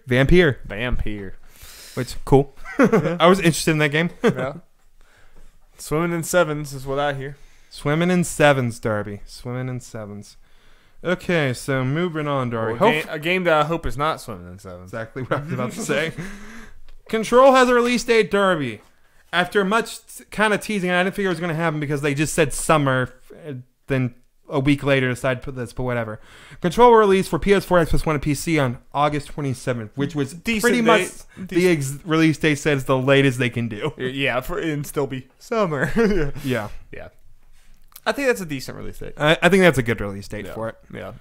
At least right now, we don't really have anything big. I mean, that's Shenmue Day, but Control is going to be fine. That hurts Shenmue more than anything. Jeff, don't insult Control.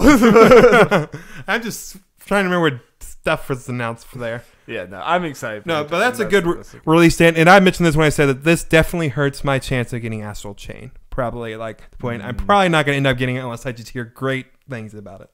Because Control looks more interesting to me. That's sad because I was always going to be getting Control and not Astral Chain. But. No, I mean, I was always more Control than Astral Chain, but I was interested in Astral Chain, but the fact that they're now releasing together, I do. But the rest of my year is filling up quickly, Darby. Mm-hmm. But at least Control seems to be, for me, at a point where right now I should be good to play it, hopefully. Yeah, I can't think of anything I have over there. Yeah, I don't have too many things this year so far, but I have some. At least nothing that. It's like theoretically for me, starting in June, I got at least one kind of big thing a month, depending how they do, like Pokemon, Zelda, and stuff. We don't even really know the fall, almost at all yet. So. Yep, which will be interesting. Yep, they're gonna throw Last of Us in there. I'm like, well, damn. Yeah. So. But you know, The Last of Us is a game that me and you will both beat in 2 days. Yeah. So we will definitely talk more of Control as more things get announced. We get closer, blah blah. Probably play it. sure at least one of us will get it. I'm sure. Both play it, so that's good. Okay, moving on, Dari. I said last week I was done talking about this roster probably until release, but they decided, screw you, we're announcing a DLC character. I just think it's fun that we've been doing this podcast long enough that this used to be Injustice 2. That was in our podcast every single week, and we're like, it's Injustice Cast again, and now it's Mortal Kombat. Well, Dari, because you had me, it's pretty much been a cycle of, hey, Injustice. Hey, Dragon Ball Fighterz. Hey, Smash. Hey, Smash. Hey, Jump Force. Hey, Mortal Kombat. It never ends, Darby. It never ends. The hype. They keep on announcing fighting games where it's fun talking about the characters. Yep. Oh, and speaking of fighters, I will get to that. That's hilarious. I did not even see that there. Okay, so yeah, Shang Tsung is the first DLC character announced, and Kari Hiroyuki Tagara, who played him in the Mortal Kombat movie, is reprising him in the game. I love it. That's really cool. They're just having fun with Mortal Kombat 11. They're like, we're going to embrace all aspects of Mortal Kombat's history, even the goofy ass movie aspects. Yeah, and Shang Tsung is also doing the Crypt, being the host, guide, whatever, narrator. The Crypt Keeper. Yeah, the Crypt Keeper. Yeah. So they're doing that. I don't know if they call it that. It's just. I guess we can also talk about this because they didn't show any gameplay for him, which kind of sucks, whatever. But interesting that. You know, normally the big sellers for this, they usually go into the guest characters where they're like, nope, we're announcing an old favorite. I think this is a good DLC character as far as getting people interested. Yeah. And as far as him, he's not involved in the story, hasn't been since 9, but it's a character, like, he's one of the most well-known characters that haven't been in the last 2 games, in my opinion. So him being a DLC character, the first one, everything, will bring the hype in, will make people pay. Yeah, it sucks how much Mortal Kombat's going to milk money out of me. DLC characters, but it's just fighting games at this point. I think you were saying before that there was a leak that a potential leak that involved Shang Tsung and Mileena. And Shinnok. So hopefully that means Mileena is a DLC character. Yeah, because when the lizard characters did it, it kind of was not really included in the leak. I can't remember exactly when the whole roster leaked or whatever. Those names were attached to it in some way. Like, oh, these are unlockable characters. But those are kind of weird to have the unlockable characters, and Mileena being one. So yeah, with this, people are now thinking, oh man, that's just the first 3 DLC characters, which kind of sucks that Mileena is now a DLC character. And honestly, I don't care about Shinnok. Yeah, I wouldn't. Yeah. Probably wouldn't buy Shinnok unless I just bought the whole pass. Yeah, but you better believe I'll be buying Mileena. So I got a question, Dory. Since this was announced a bit, did you see that new Cybot trailer? No, I still haven't watched it. Oh, Dory, it's so good. I still haven't watched it. Yeah, so good. And I realized I was an idiot. I don't know why I said this. I said when we talked about the leak that new was related to Scorpion, it's Sub-Zero. I'm an idiot. It's been a while since I played 9, and for some reason Scorpion was on the brain. I've never really retained the Mortal Kombat story. I don't really care that much about it. I mean, I enjoy playing the story mode for how crazy it is and everything, but I care way more about, but Darby, brother drama. I think Kyle's out. I think that's one of Kyle's little things.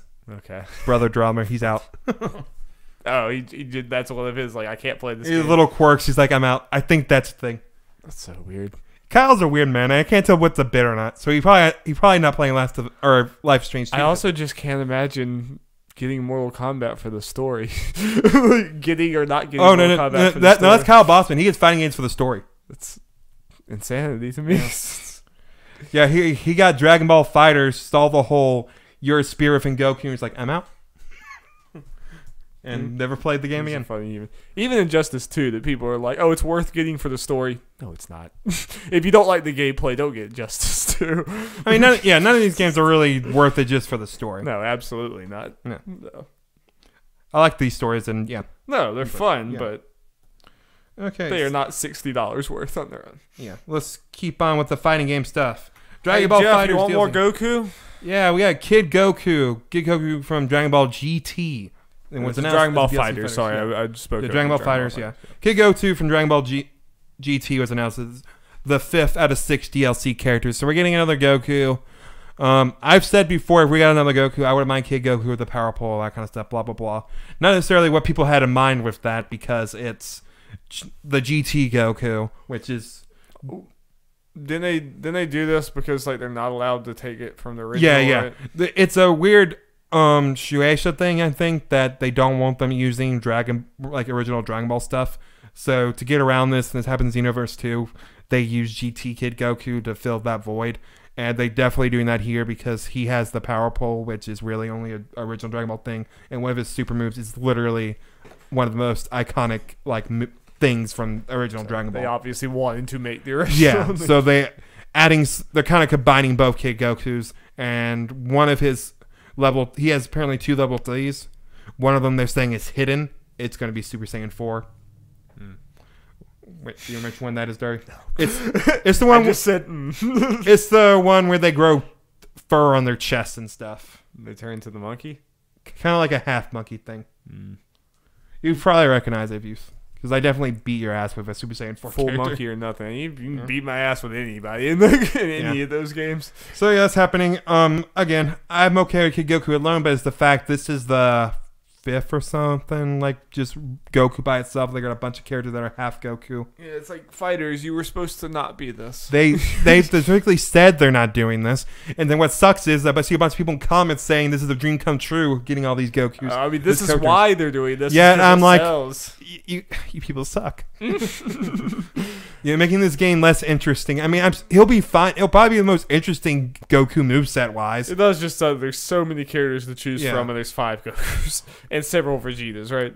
Yeah, there are just about as many. I mean, this puts Goku over the edge about just as many Vegetas as Gokus. So, and then I think a retort I saw people say about this, well, there are not as many Vegetas, and like that's good. We don't need. No, but that's 2 characters there taking up like 9 slots. Yeah. 9 slots of a 20-something roster. Like, then we have 2 characters that are the fusion of both of them. It's just like there are a lot of characters there. Then we have 2 other characters that look just like Goku. There are a lot of characters that are not in this game that could be, right? Yes. Yeah, I hate it. It sucks. Yep. Money, Jeff. Yep. And I already got the package, so I'm getting this. The good thing is you save on a character, so you get 1 character for free pretty much. The decision's been taken out of your hands, I guess. Yep. I mean, I'll enjoy them. Again, I'm fine with Kid Goku on their own. I just kind of wish it was going to be, it was just regular Goku, and then maybe costume for those who were Saiyan forms or something, and then Kid Goku, and that was it. I'd be perfectly fine with that. Main reason, not completely okay with this, because we already got so many other Gokus. Yeah. So, okay, there. Let's talk about something more positive. Watch, this Goku's gonna be on my team in the end. You never know, Jeffrey. We're getting to sales time, Derby. We got NPDs, but before we do that, we got one thing. Something that will 100% be on next month's NPDs. Devil May Cry 5 has sold 2 million copies already, Darby. That is some good shit. That is super surprising. I think it's safe to say this is the fastest selling. I have to imagine. I would be shocked if it was not. Especially since, like... So that's only how many weeks? Is it 1 week? 2 weeks? Has it only been 1 week? Or it was the 8th, so 2 weeks. 2 weeks.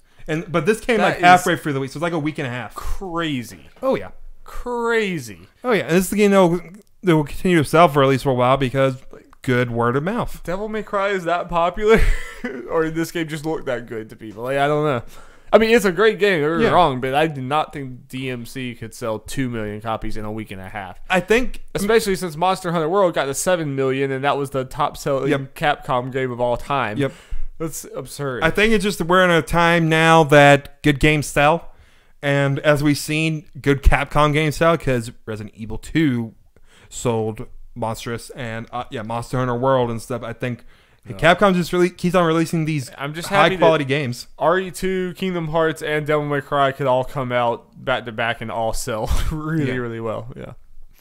But this sold better than either of them by a long shot in a smaller amount of time. I mean, or not Kingdom Hearts. No, Kingdom Hearts like 5 million. Not Kingdom Hearts. in less time than that. But RE2, yeah. Wait, maybe. I don't know. Maybe sold similar. I can't remember. RE2 was not at 2 million in a week and a half. I might be wrong, but I don't think it was. I think it was similar. I thought it was closer to like 1 million. No, I feel like we definitely heard about ones that already passed like 2 million. It was pretty close. Okay. Well, don't listen to me then. Either way, I just did not think Devil May Cry was good. Was popular enough to sell that fast. Yep. Okay, Darby. We're talking about NPDs now. NPDs, you ready, Darby? I am ready, Joe. Talking about the top 10 games. Number 1, Anthem, with no PC digital. Not really surprising. Anthem represents the second highest launch month sales ever recorded for a BioWare developed game, trailing only the March 2012 release of Mass Effect 3. It shows that when a game has that much marketing, it doesn't matter. It doesn't matter the public reception, at least for initial sales. Like, I could see Anthem's overall longevity is probably going to be less than it would have been unless they clean things up. I think that's a big deal, but I think if you think about it, and it goes in hand with what you were saying about marketing, it kind of makes sense. And I will say, when Mass Effect was at its peak was when I was not following video games at the level. So I feel like, and correct me if you know something that's wrong, I feel like BioWare got its peak, like is where it got really big as a studio of Mass Effect 2. Yeah.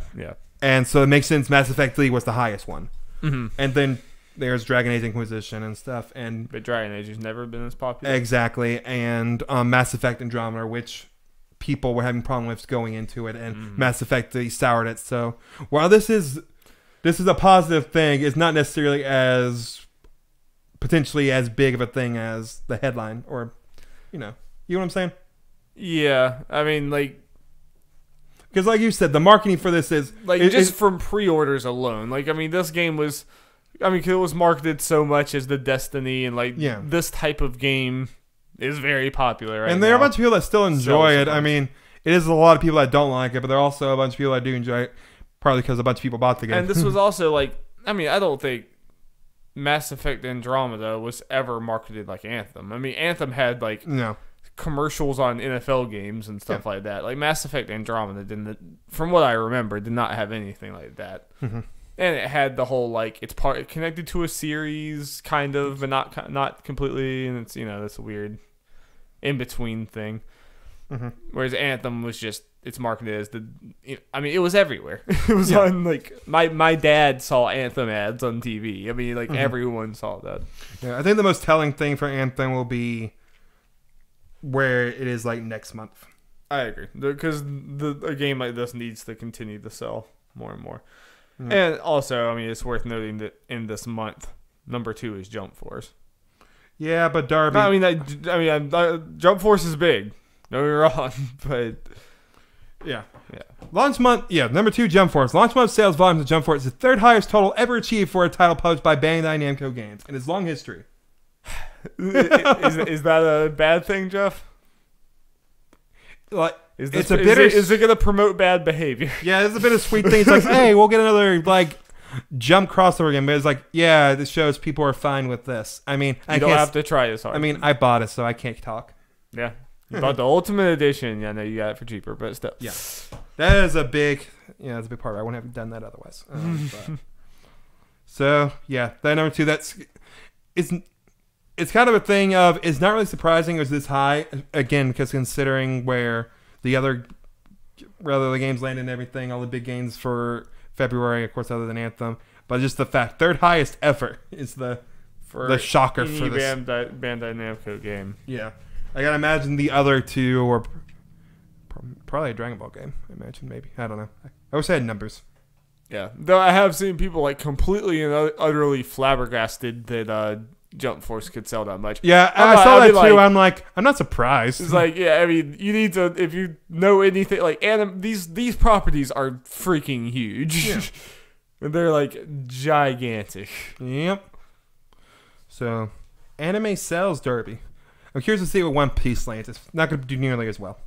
No, probably not. So One Piece is not as big here. That game does not look good, Jeff. Nah. That One Piece game does not look good. Nope. It looked interesting, but it's one of those games, the more they show, it's like, there's not much here. Nope. Shame. Number 3, Kingdom Hearts 3. And I copied and pasted the wrong thing. Over its first 2 months in the market, Kingdom Hearts 3 remains the fastest-selling game in the franchise history, exceeding the Time Alliance sales of Kingdom Hearts 2 by over 80%. Sounds right. Yep, it's crazy. I'm glad to see it has legs. Yeah. Hope it continues to sell. Me too. Number 4, Far Cry New Dawn.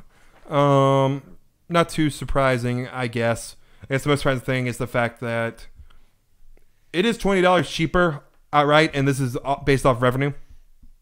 Yeah. Off dollar sales, so. Yeah. Yeah. Far Cry games always sell higher than you think they're going to. Yep. Always. Though I did see it's already on sale for $20. Hmm. I got an ad for it, and I'm like, still not buying it. Number 5, Red Dead Redemption 2, baby. This is going to be a staple on here. Yep, is the new GTA, even though GTA is probably not too much further than this. You know what's also kind of in a GTA in a way, Dari, but just not as high? It's not on this list. Breath of the Wild. It's had a very long streak. Yeah, it's been... For a game that's been out for over 2 years. It's been in the top 20 at least, consistently. Which makes me so happy. Oh, yeah. Number 6, Resident Evil 2 2019. Good for this game. Good for that. Yeah. Seems to... Yeah, continue to have some legs, continue to sell, so that is great. Nope. Number 7, Super Smash Brothers Ultimate, no digital sales. This game continue to sell, Darby. Yeah, and probably with digital sales, might even be oh yeah higher than RE2 at least. No, I think this will not be a surprise when we get the next fiscal quarter or whatever report from Nintendo. Smash Bros. Ultimate will be the top selling game on Switch. It sold right out the gate way more than we thought it was going to, and Smash is going to be one that as people buy, it's an evergreen title. As people buy Switches for the next 2 years, they're going to be buying Smash with it. And Mario Kart and Odyssey / Breath of the Wild. Yeah, those are going to be the games. Yeah. Number 8, Metro Exodus with no PC digital. Launch month sales of Metro Exodus set a new franchise record, besting the month 1 sales of Metro Last Light by nearly 50%. Like I said, I think that's marketing more than anything, and the fact that the reception was not terrible. Yep. I mean, the reception was mostly positive. It was just bad from Razer Large, which is the most important outlet. The most important. Everyone, don't listen to all those people that put God of War's game of the year. They'll lead you astray. Yeah, don't listen to people that put God of War's game of the year. It's Red Dead Redemption 2. We just need some more money. We just need more money. We need one more score. One more score. Okay, number 9, NBA 2K19. Yep. Yep. Number 10, Call of Duty Black Ops 4. Yep. No PC digital sales. Yep. Now, Darby, there's something missing from this. What's that? I mean, GTA, but no, something that also came out last month. And spoiler, it's not in the top 20. I mean, Crackdown 3. Exactly. Okay. That game bombed. Okay, yeah. Someone said, I think it was Daniel Ahmad, said that you got to go way down to get the Crackdown. Feels bad, man. Yeah, and you know that the budget of that game ended up being pretty high, but just from sheer years of development. It's not. It doesn't show that the whole Xbox Game Pass doesn't help sell game things false. Crackdown just has to be the exception to that, because State of the Gay 2 was number 1 the month it came out. Yeah. Sea of Thieves, very high. Mm-hmm. Crackdown 3 was just... this is a game that was on so many giant stages. Yeah, and that it's just that the perfect level of quality is not interesting, because it was not great, but it was not like painfully bad. It was just painfully mediocre. Yeah, like if you stream Crackdown 3, it's not funny. No. It's not going to be a funny time. It's not wacky so bad. enough. It's not going to be so bad that you know, you get to laugh along with it. Yeah. Okay, so let's move on. Nintendo generated its highest February month hardware dollar sales since February 2011. The company also reached the highest year-to-date dollar sales for Nintendo-produced hardware since 2011. Nintendo Switch is the best-selling hardware platform of February and 2019 year-to-date. Switch. Big wheels keep on rolling. Yep, Switch keeps on selling. Not really surprised that Switch is the best-selling hardware, because PS4 and Xbox One are still, probably still selling a good amount, slowing down as we're getting closer to the next generation. That's not the new shit. Yeah. It's that old shit. Now, Darby, it's only the second month, but we're going to get it started. We're going to get started with the top 10 best-selling games of the year. Let's do it. And I'm just doing this. Number 1 is Kingdom Hearts 3, baby. I think I know why you want to do this. No, it's not really that. I mean, that makes sense. It was number 3 this month, number 1 last month. No doubt it's going to be. Yeah. I mean, Anthem is going to beat it by next month. Yeah. But yeah. Number 2, Anthem. What do you think Kingdom Hearts 3 will be in the top 10 at the end of the year? That is a very good question, Dari. That is a very good question. Let's see what else is on this. Honestly, I mean, it depends. There's a lot of things. No, I mean, yeah, there's a lot of things that are not announced, and it just depends, like how, like Mario Maker 2. Will that end up selling better? Probably, maybe, depending. Yeah. And then stuff like that. Honestly, looking at this list, potentially Anthem's the only one that will pass it, unless because. Okay, let me take that back. Red Dead and Smash could end up depending on the legs of it. I think both Red Dead and Smash will top it. Yeah. Probably. Yeah. I say no. Yeah, but I think it'll be close. I wanted to believe. I think it'll be good. Okay, let me say this. It's going to be like Dragon Ball Fighterz and is on that list until about the end of the year. Yeah. I think it's going to be on there for a surprisingly long time. So, okay, so number 2, Anthem with no PC digital. Number 3, Resident Evil 2 2019. Number 4, Jump Force. Number 5, Red Dead Redemption 2. Enjoy Jump Force. It's the only time you're going to be above Red Dead on the list. Number 6, Super Smash Bros. Ultimate, no digital. Number 7, Call of Duty Black Ops 4, no PC digital. Number 8, New Super Mario Bros. U Deluxe, no digital. We have their 2D Mario sells, man. Yeah. Even when you hear nothing about it, it sells. Yep. Number 9, NBA 2K19. And number 10, Ace Combat 7, guys, I know. What does that do in the top 10? I mean, don't get me wrong. Props to you, Ace Combat. Like, GG, but it's just strange to me. I mean, that just seemed like the definition of niche, but. Yeah. No, Darby, I should have prepared for this more. But, I mean, people go by, like, Farm Simulator and Train Truck Driving Simulator or whatever, like, crazy. Yeah. Doesn't surprise me. Now, Darby, just kind of a little fun thing. Ace Combat. A fun thing we can do to end this out just real quick. We can talk about what we think the rankings are going to be for the, most hyped up games for this month of March for next NPDs. So we're talking about for April? Well, yeah, the NPDs we get next month in April. So it'll be the games that came out this month in March. Okay. Honestly, the ones that we're really talking about is Sekiro, Devil May Cry, and Division 2. So this may not be the most interesting one. Division 2 is going to be number 1. Division 2 is going to be number 1. That's... Sekiro, I feel like Devil May Cry. I feel like Devil May Cry too. Yeah, Sekiro. I feel like FromSoft games definitely sell good, but I don't think it's quite as mainstream appeal as Devil May Cry. Yeah, and Devil May Cry is just getting off to a start that's way bigger than I thought. Yeah. I just thought that just now. I should try to make that a segment in NPDs. Yeah, the big releases. We just try to think what else comes out in March. What else came Yoshi Darby. Is it out? It's coming out this week. So it only has like a few days of eligibility, right? Yeah. If it wasn't for that, but even with that, it might. I'm going to do a bold prediction, maybe. It's going to beat Sekiro. Remember, Kirby was high last year.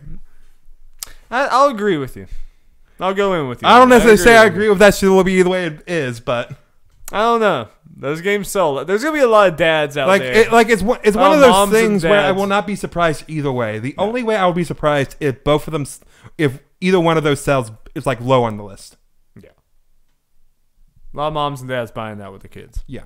I would be that. Wait, Darby, we're forgetting the big one. If Claire and Erica were a little bit older, I might. Yeah. Left Alive. Oh, you're right. You're so right, Jeff. Darby, I know what you're going to say, but I'm just going to go ask it. Is that even going to be in the top 20? God, no, Jeff. I figured. God, no. I figured I'd ask. You could expand that to top 40. I don't know. That might be a bit much. Yeah. I think that's all the big games. Yeah. It's probably one big one that people are screaming at us like, you forgot this. You fools. And then we'll remember it like 5 minutes afterwards and you'll be right. Frantic will come back on the podcast. Start screaming about something. All right. Well, I think that's a podcast, Jeffrey. Hey, my trainer. Thank you guys so much for watching. Definitely check out all of our stuff we have coming up. More Pokemon Nuzlocke, Game of Thrones Spoilercast. Before that, we'll probably have Shazam. Shazam Spoilercast. Detective Pikachu Spoilercast. And then I'm going to jump out a window right now. All right, bye. Bye.